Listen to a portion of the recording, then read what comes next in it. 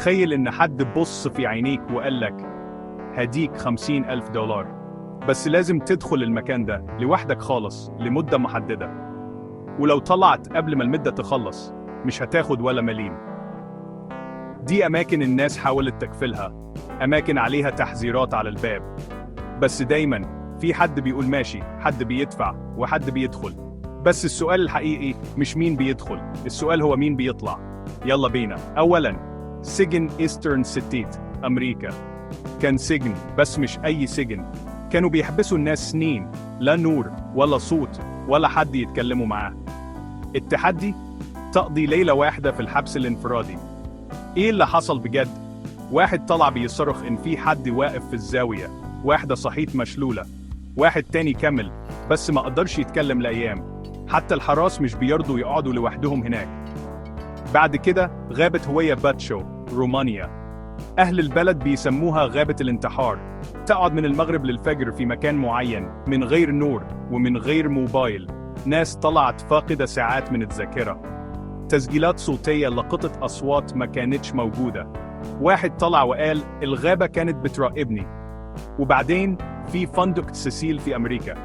شكله عادي. إيه اللي حصل هناك؟ مش عادي خالص. التحدي؟ تقضي ليلة واحدة في أوضة معينة.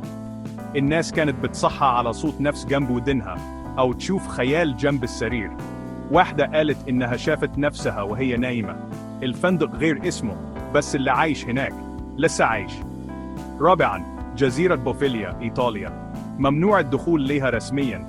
تقعد 6 ساعات بس بعد المغرب، محدش قادر يكمل. الناس سمعت صراخ، ناس اتحبست. الصيادين مش بيقربوا منها. الجو هادي، بس مش هدوء كويس. خامساً، مستشفى بيلتس، ألمانيا. كبيرة وفاضية، بس مش مهجورة بطريقة ما.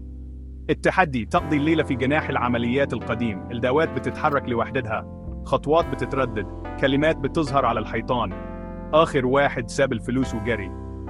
سادساً، بيت لالوري، أمريكا. واحد من أرعب البيوت القديمة في أي مكان. تقضي ليلة واحدة في الدور اللي فوق.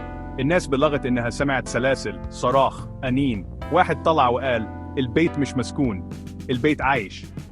سابعاً، قرية كولدهارا، الهند. فاضية سنين. تقعد لحد شروق الشمس، محاط ببيوت مهجورة. الناس سمعت همسات بتنادي أساميهم، شافت أشباح على الأسطح، سمعت أطفال بتضحك. بعد اللي شافوه محدش رجع عاش هناك تاني. ثامناً، مستشفى جون جيام، كوريا. الناس بتتدخل، بس مش دايما بتطلع زي ما دخلت. التحدي؟ ساعة واحدة محبوس في أوضة بارين نوين. الناس طلعت بتصرخ، بتضحك بهيستيريا أو ساكتة. الأوضة لسه مقفولة، التحدي لسه مفتوح. تاسعاً، نفق الموت، تايلاند. طويل، مظلم، والرياح جواه مش طبيعية. توصل للآخر وتقعد 30 دقيقة، محدش عملها. الناس حست بإيدين بتمسكها، شافت عيون في الظلمة. واحد قال في ناس لسه شغالة تحت. 10، جزيرة العرايس، المكسيك. عرايس متعلقة في كل مكان. تقضي ليلة لوحدك هناك. العرايس بتتحرك، عينيها بتتفتح، في همسات في الضلمة. واحد قال العرايس مش بتتحرك، هي بتستنى.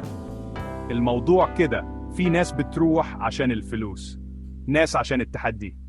بس في أماكن ممكن ما تطلعش منها زي ما دخلت. فخليني أسألك، لو اتعرض عليك الفلوس هتدخل؟